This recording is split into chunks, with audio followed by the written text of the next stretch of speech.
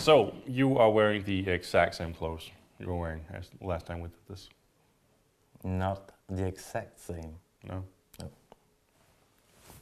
I'm wearing my PlayStation certified fingerless fighting gloves. Because you've been fighting in Ultimate Marvel vs. Capcom 3 on the Vita. That's true. Yeah, okay, so how is that?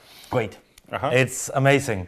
And it's almost as totally as insane as always. You've got these 3 characters on your team, and basically this time you've got almost 50 different characters to choose from.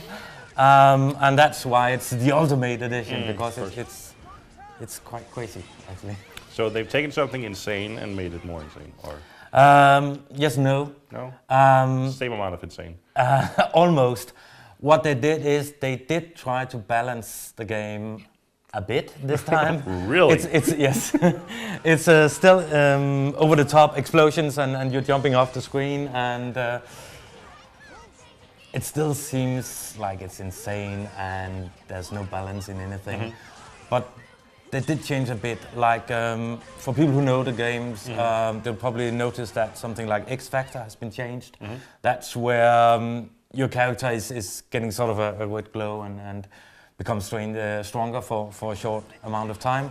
Some of the slower characters has this for a longer amount of time now. So it sort of makes more sense. It's a bit more balanced.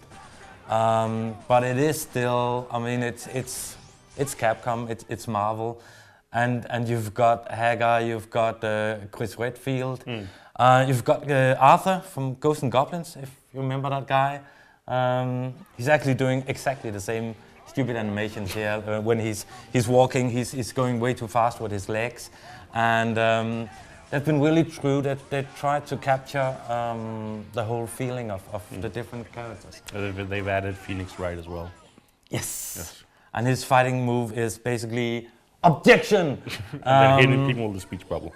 And hitting him with his paper and falling on his behind and hitting him with his legs, you know, and it's insane. It's stupid. Not as stupid as when you try to see Galactus and he basically takes up the whole screen with this part of his body. So it's the usual kind of fun, but it looks gorgeous on the small screen. I mean, it is on the PS Vita, and there's some tiny details missing in the background. But compared to the full-blown console versions, yeah. But it looks amazing. It feels like the real game. You can use the analog stick. You can use the digital pad. And you can use touch, of course, if you want that. How does that work? It's okay. It's sort of a beginner's guide, like, you know, the Tekken games on the 3DS. They've got sort of you can add combos on the bottom screen, and it's a bit like that. You can change the different guys on your team by swiping. I turned it off. I prefer to play with the sticks actually on this one. And when you go online, you can also define if you want to play against people using touch or not. So it's a good game.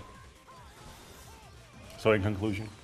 In conclusion, crazy stuff if you like Marvel, if you like Capcom, if you don't mind spending a lot of time learning different moves and crazy, sometimes unbalanced abilities. That is the fighting game to get right now for the PS Vita. Combination KO!